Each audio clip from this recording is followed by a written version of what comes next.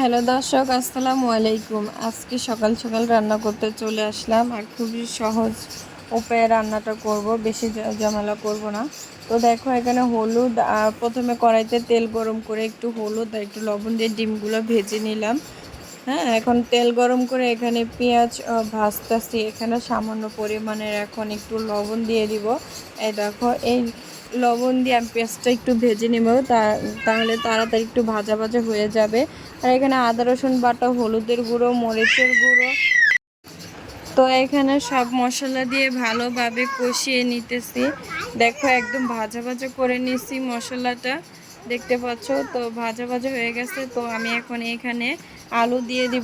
তো দেখতে পাচ্ছ আলুগুলো দিয়ে দিলাম। আমি এখন আবার ভালোভাবে মশলাটা কষিয়ে নিব। আর দেখো এখনই এতটা সুন্দর একটা কালার চলে আসছে।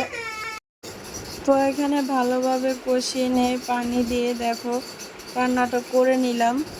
দেখো এখন কিন্তু হয়ে গেছে, তরকারিটা একটু মাখো মাখো থাকবে, বেশি ঝোল থাকবে না।